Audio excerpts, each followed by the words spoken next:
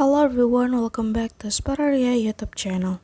Alright guys, so yeah, in this video I would like to share you a tutorial on how to show battery percentage on Samsung Galaxy A36.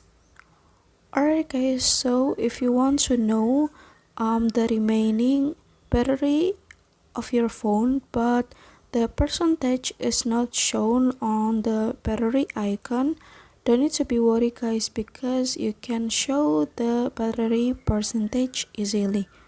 And how to do that is very easy. So yeah, without any further ado, now let's get started to the tutorial on how to show the battery percentage.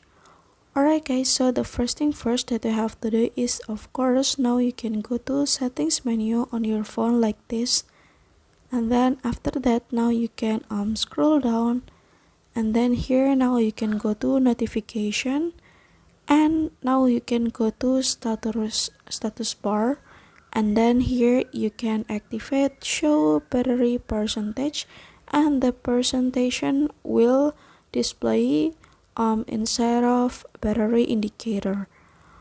Alright guys, so yeah, here's the tutorial, and thank you so much for watching. See you guys on the next video. Bye bye.